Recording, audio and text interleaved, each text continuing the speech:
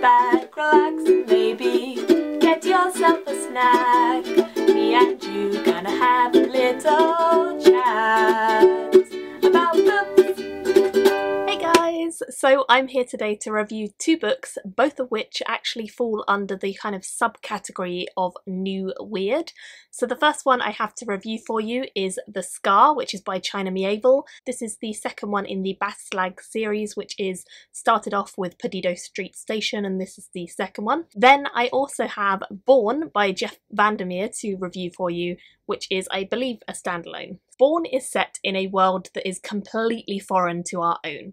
It is very distant, very far off, and a lot of the stuff that you will read about in this book is not going to be things that you will really be able to relate to. I actually audiobooked this book, and I think that's probably a really good way to go about it, because the audiobook narrator was really good at doing the voices and completely pulling you into the story. And this starts off super duper weird. We're following a character named Rachel and her partner. Rachel and Wick live together. They have been living together for quite some time. They have a good existence, coexisting and working with each other.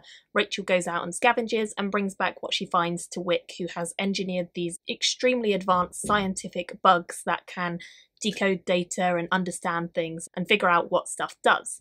So they work together really well. And then in comes Borne, who is this entity that Rachel one day finds, and it's kind of not really an organic thing, it's not really a human, it's not really a person, they're not sure exactly what it is.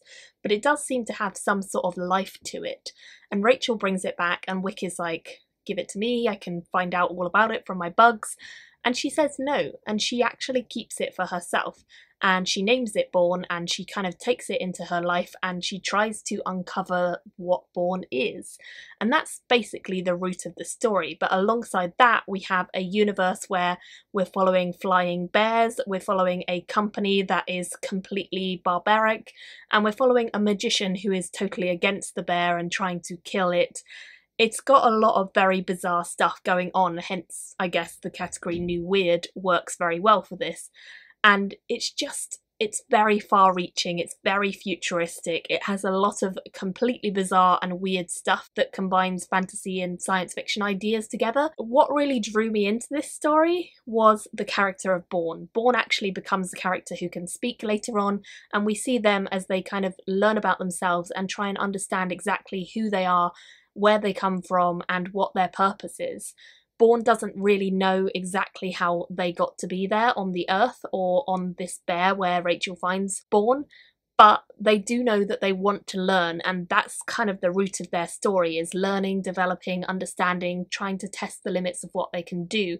And Borne as a character is great, like absolutely fascinating, fantastic, filled with life, filled with vibrance, just so fun to read about.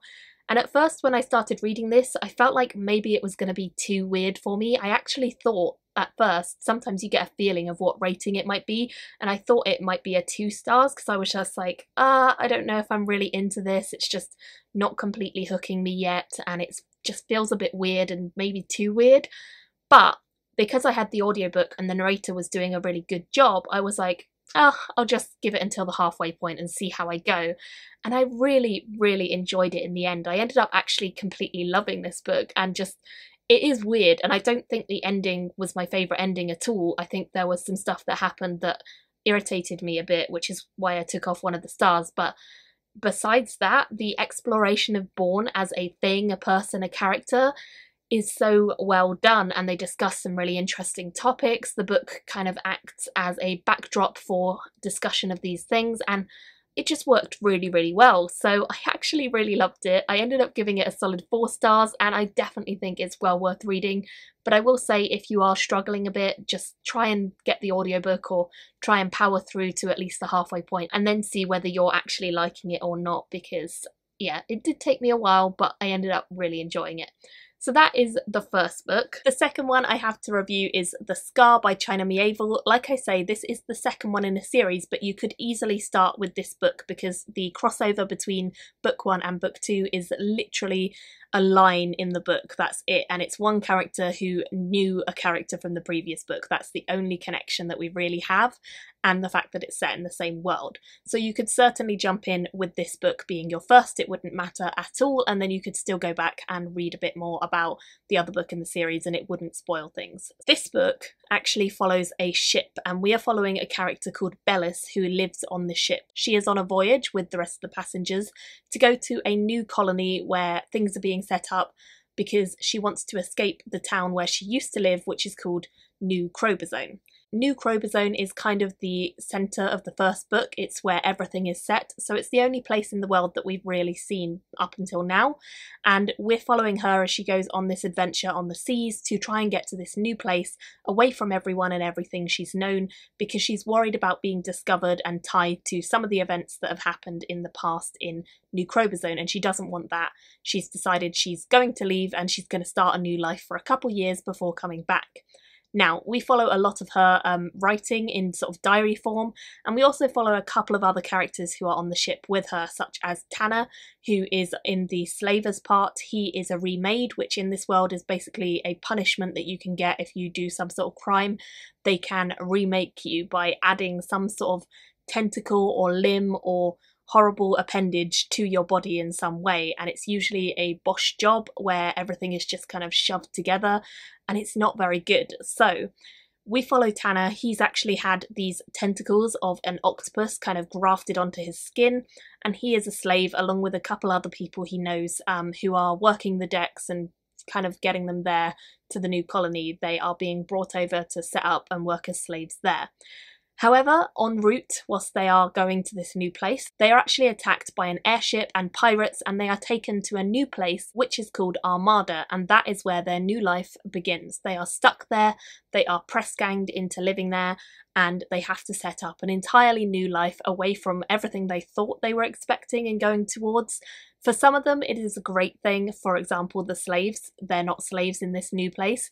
But for people like Bellis, who wanted to go to a place for a couple years and then go back home, it's really a nightmare, and she does not want to live there, and she does not want to be stuck on this boat or collection of boats that float around the sea and never go back to land. So we follow both of these characters as they kind of try and immerse themselves in the new life and world that they're going to be living in. It's quite clear early on that both of their experiences are very different, and although one adjusts quickly, the other one finds it a real struggle and just can't get their head around fitting into this new culture that is so very alien. One of the most imaginative and wonderful parts of China Miéville's books is just the sheer brilliance of his world. He completely blows fantasy out of the water by doing crazy things, by creating a world that is so realistic and gritty, and yet also completely far-fetched from our own humanity and what we know and what we see in our world. And it just feels really fantastical to be in a world of his and be inside the imagination he has and see everything he thinks about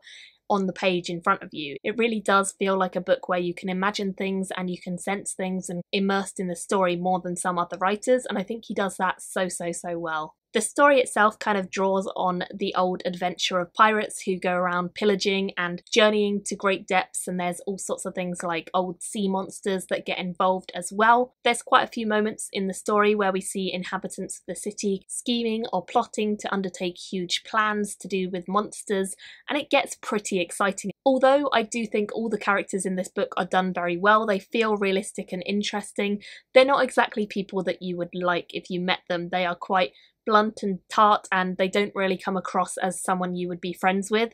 So they're really interesting characters to read about because they're not trying to earn your affection, they're just telling you their story. And I like that a lot actually, because it kind of confronts you with a little bit of insecurity and discomfort whilst you read, but you like the story all the same. Overall, I do think you could read this completely independently of ever having read any other China Miéville books, or you can read it as part of the series and enjoy it a little bit more for having the background knowledge. I really like this, and I definitely would recommend it. Again, I gave this one a solid 4 stars, and I think that I certainly will be picking up the third one and probably more China Miéville books in the future, because it was just a really exciting read, and I actually buddy read this with James and we had a great time talking about it, so I'll link him below as well if you want to check him out. But yeah, this one was also really good and also fits under the category of new weird. So I'd love to hear down below if you've read any new weird books yourself, what you thought of them, or if you've read the 2 that I just talked about. Thank you all so much for watching, and I'll see you very soon in another video. Bye guys. Thank you for watching my video today. Go pick up a book, then come back and chat with me again.